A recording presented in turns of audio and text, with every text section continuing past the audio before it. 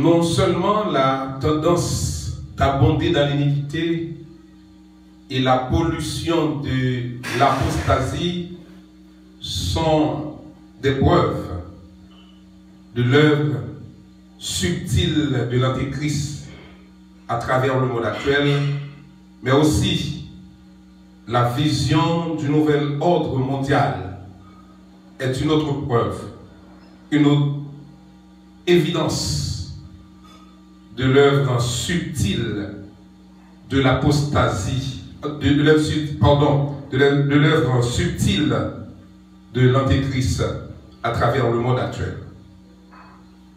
Dans l'explication du songe de Daniel, dans Daniel chapitre 2, le prophète présente la statue comme 5 royaumes successifs sur la terre. La tête en or, c'est Babylone, le premier empire.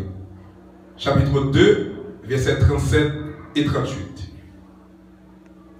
La poitrine et les bras en argent sont les Mèdes et les Perses. Verset 39a. Le ventre et les cuisses des reins sont l'empire grec. Verset 39b. Les jambes et les pieds de fer et d'argile sont l'empire romain en 3 étapes. Versets 40 à 43. Première étape de l'empire romain, c'est l'étape de l'unité. Le fer sans argile. Verset 40.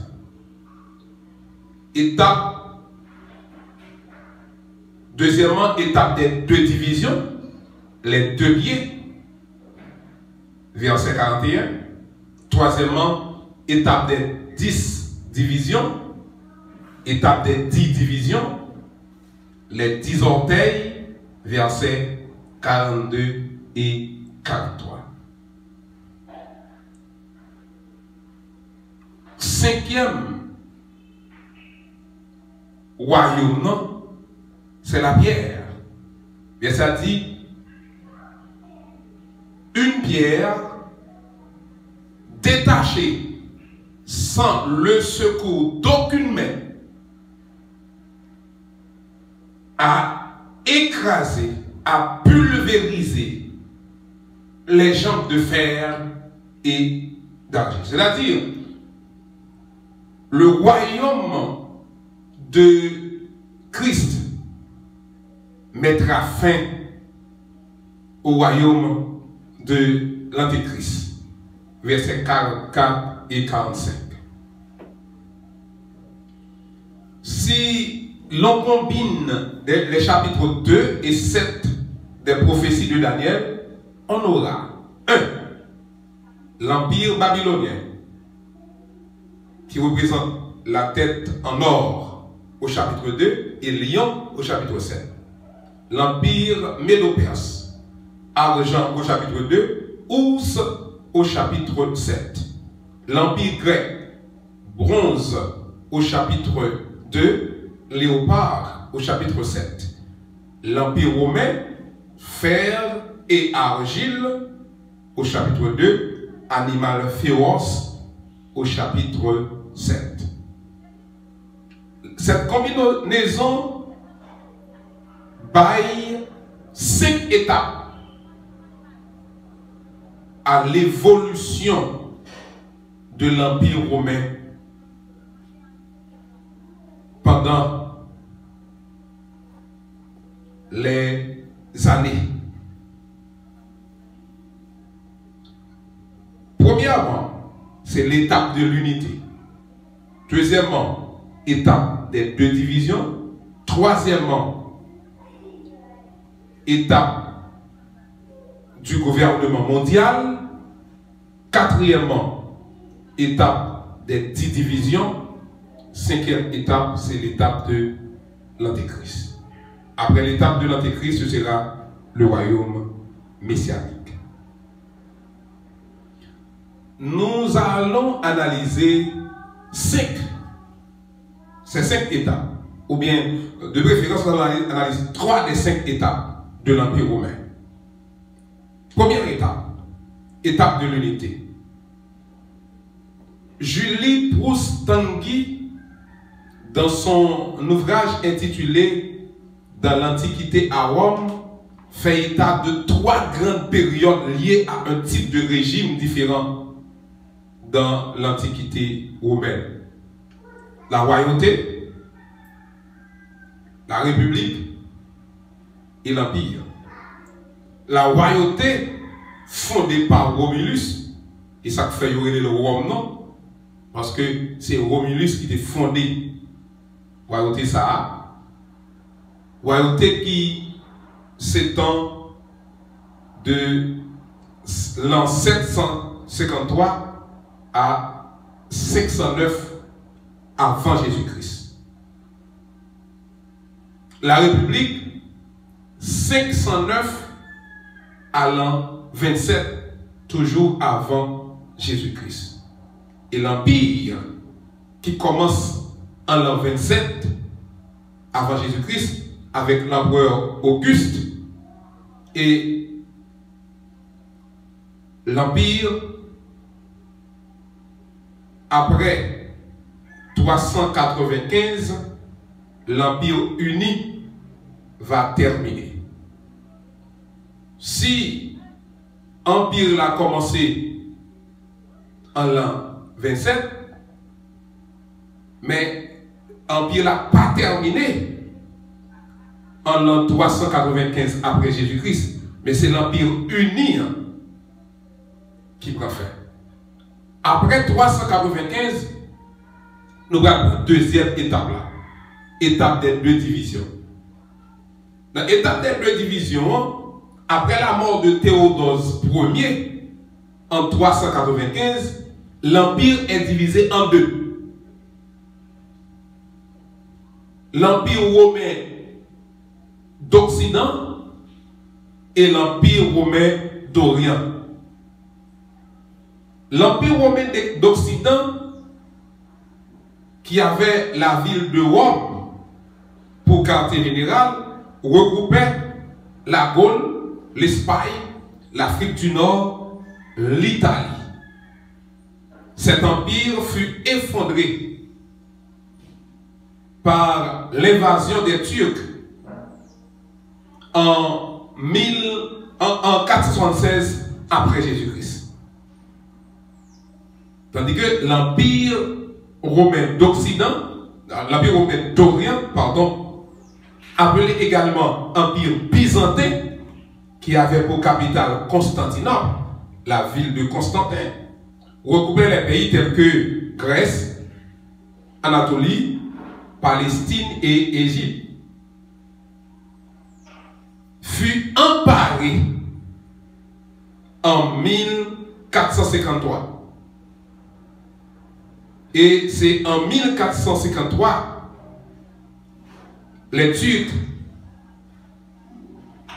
ont emparé Constantinople, et Constantinople qui devient aujourd'hui Istanbul. Je dis à nous parler de la division Est, Empire romain, centrée en Union soviétique, ainsi que dans les nations de l'ex-bloc communiste, et la division Ouest, l'Empire romain d'Occident, qui depuis la Deuxième Guerre mondiale fut centré parmi les nations démocratiques. Les 2 jambes. 2 jambes n'ont pas existé très clairement, mais les a parlé de balance Est-Ouest, c'est en dedans 2 jambes, balance Est-Ouest là, les sorties. Quant à les 3 autres étapes, ils ne peuvent pas arriver. Mais nous sommes à grands pas vers la 3e étape. un gouvernement mondial unique.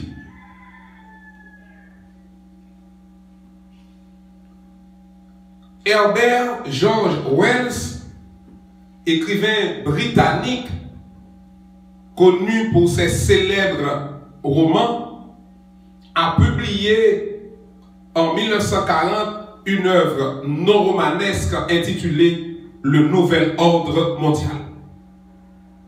Depuis lors, l'appel à un nouvel ordre mondial est intensifié. La plupart des historiens et économistes signalent l'année 1944 comme le début officiel de ce que nous appelons aujourd'hui l'économie mondiale, à la fin de la Seconde Guerre mondiale.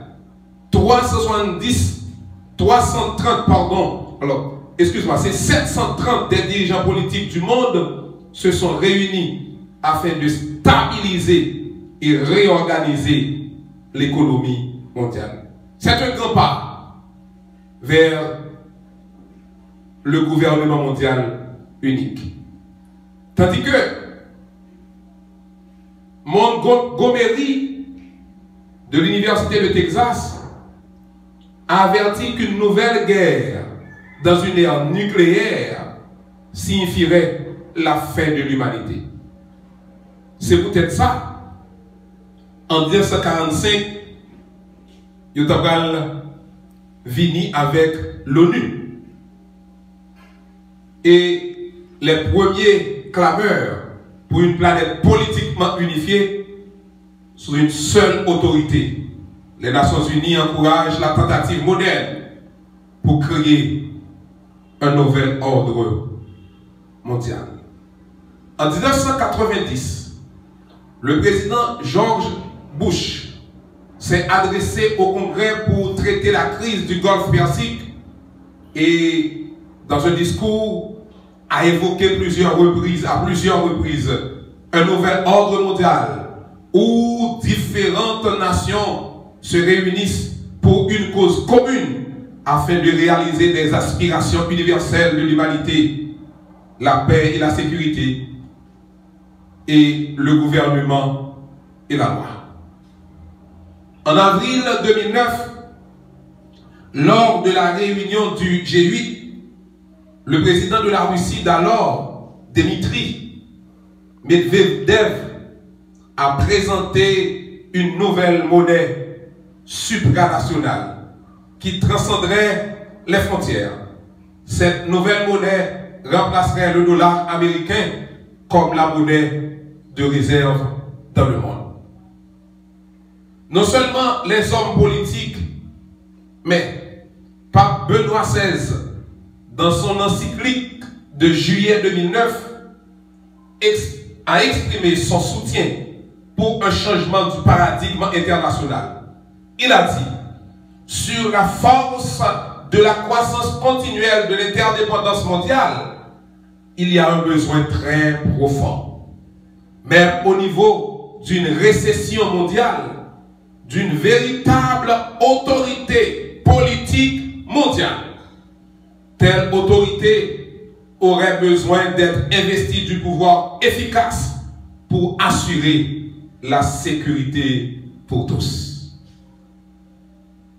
Docteur David Jeremiah n'avait-il pas raison quand il dit « La Grèce éternue et le Portugal attrape un rhume. Le Portugal tousse et l'Espagne tombe malade. L'Espagne a de la fièvre et l'Italie contracte de la grippe. » Oui, le besoin du nouvel ordre mondial se fait sentir dans le monde. Le besoin d'un chef unique, d'un roi, capable de diriger le monde entier, est sur le tapis. Besoin en fait sentir. Et en pile grande décision te prend pour le monde après la Deuxième Guerre mondiale. ça, je dis à Captain, le gouvernement mondial là, après une crise mondiale, après pandémie coronavirus là, est-ce que le pas profitable pour établir le gouvernement mondial ça? Gouvernement mondial ça, est-ce que le pas profitable? Parce que pays en crise, ils ont besoin de solutions. Et par peur, en pile décision qu'à prendre par émotion. Ou bien même, en tête frette, en pile grande décision qu'à prendre. Et une décision éventuelle, c'est un gouvernement unique. Côté gros bagage ça, c'est la troisième étape dans 5 étapes que Daniel t'a parlé dans chapitre 2 et chapitre 7 de sa prophétie concernant la fin des temps. Le monde attend parce que à bon goût et fait, il n'y a que mauvais pain. Pendant que le monde a souffert, il y a tant de gouvernement mondial qui est capable de remonter à la situation ça. La vision d'un nouvel ordre mondial est une évidence de la subtilité de l'œuvre de l'Antéchrist. Qu'est-ce que vous attendez? Qu'est-ce que vous attendez encore pour accepter Jésus comme votre Seigneur et votre Sauveur, comme votre Maître? Ça l'habité qu'on dit qu'à privé, il arrive devant Dieu nous déjà. Nous connaissons dans la fin des temps. Ça va suffire. Connaissons dans la fin des temps. Mais le normal pour vous-même, pour moi-même, pour nous arranger, pour nous prêts, parce que Jésus-Christ l'a venu chercher uniquement les gens qui prêt, les gens qui te lavé robe dans le sang de l'agneau. Des évidences de la subtilité de l'œuvre de l'Antéchrist. La tendance d'abonder dans l'iniquité. La pollution de l'apostasie. La vision du nouvel ordre mondial. Livre dit-nous, c'est le temps de chercher l'Éternel. C'est le temps d'être prêt. C'est le temps de vivre pour Dieu. C'est le temps de vivre une vie de sanctification. C'est le moment de chercher Dieu et de vivre pour lui et pour lui seul. Que le Seigneur vous bénisse, qu'il vous garde, qu'il vous protège, qu'il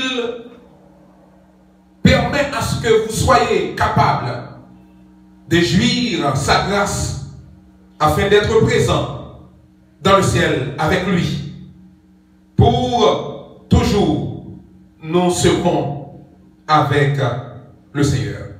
Que le Seigneur vous bénisse abondamment.